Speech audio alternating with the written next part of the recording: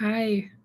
So I haven't done this before, but after I just finished reading and I've been doing some work before I have to leave for brunch, uh, it's just a lot of thoughts were arising, specifically about the first hub. And in the past two readings, I've been talking about this, but what I wanted to do is just do a quick video of summarizing the basics and really, at the end of the day, chronic fear, which is sometimes called anxiety, and how common it is that folks deal with issues that surge a sense of fear, you know, once again called anxiety a lot, which is just like heightened nervous system activation that is like continuous and, is usually like can be like tied to, obviously is usually like tied to an activating circumstance or situation.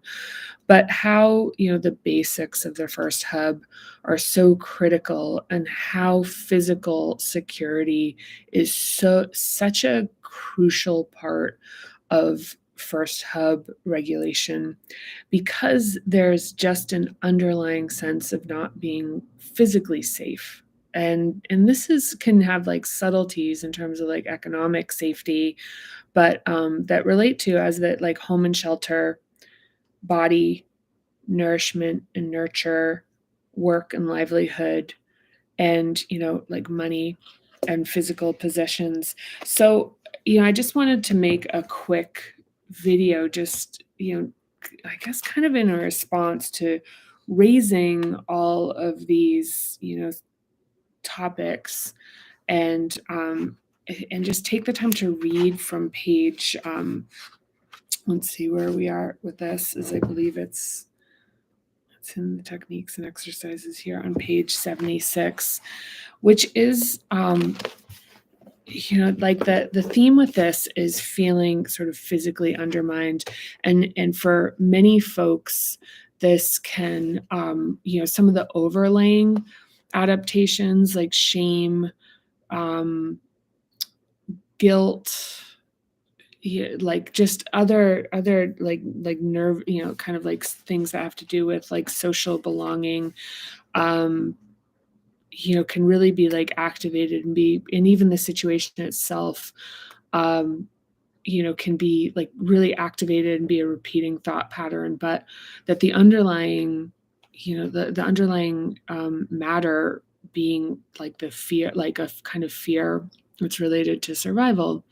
So I wanted to just read from page 76, grounding, as to offer something as like a counterpoint to the exploration, but also the practice. And this is a practice about, um, first of all, bringing awareness to what the hub like contains, and then it is, the understanding the interruptions and stressors, knowing the adaptations, but like really critically is in this is having tools to bring these feelings into our physicality, like the resolution of these feelings.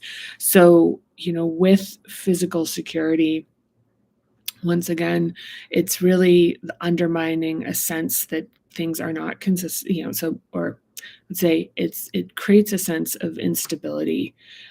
It creates a loss of a boundary and it creates a sense of inconsistency.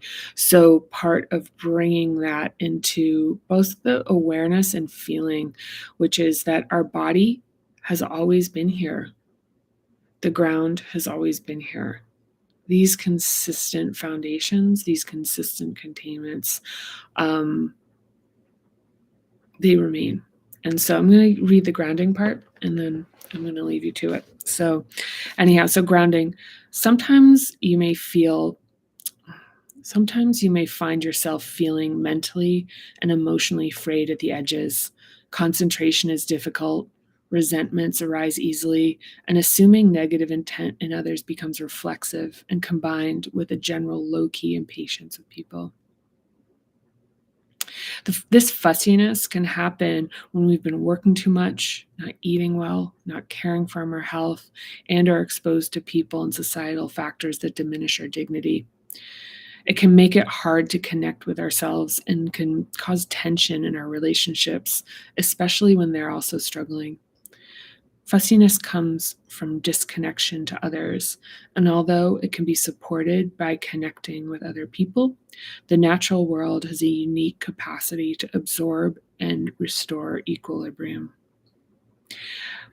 Yeah, in reading this, I actually kind of object to the term fussiness. It kind of reads as like maybe a little bit judgmental, but kind of what like I'm trying to capture is that sense of kind of discontent, like and like in agitation. So that kind of sense of being like, I guess, fussy, but it's not really a great word. But anyhow,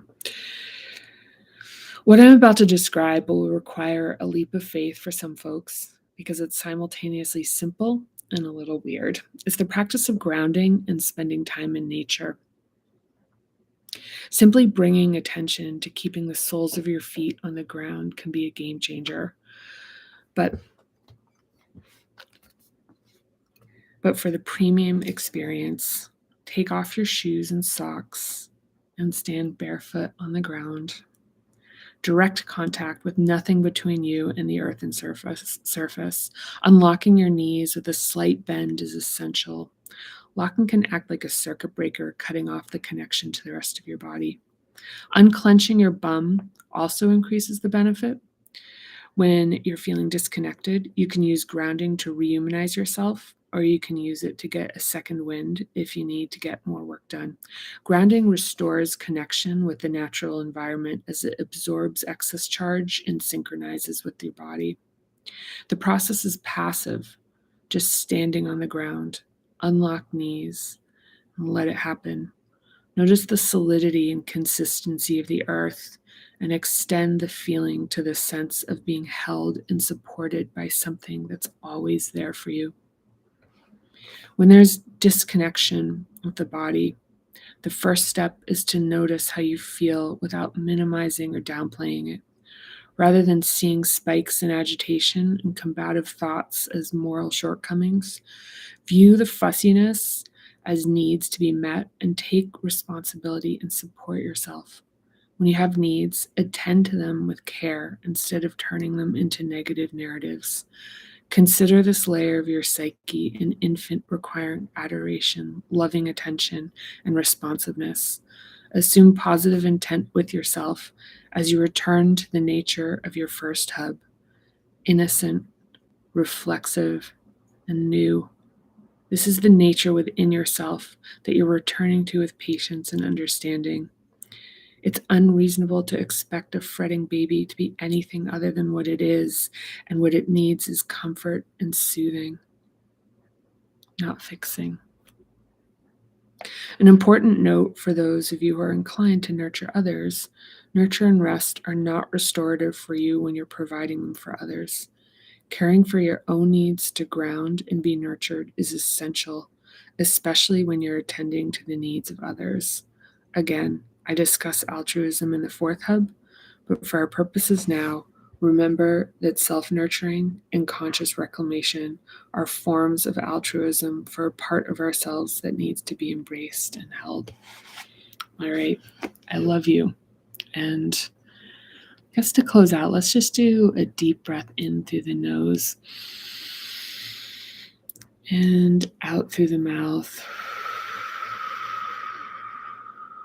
And just bring attention to our feet on the ground where our bum meets the earth. Let's give ourselves a little hug by placing our hand under our armpit and then our other hand over our shoulder, and just feel that containment. Just do another breath in and out. And the idea here is to stay until you can connect with the feeling of containment. See, sometimes you have to wait it out a beat.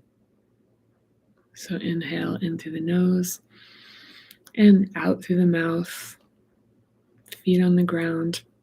And if you can, go out and feel some nature. All right, sending you so much love, and I'll see you soon. Bye.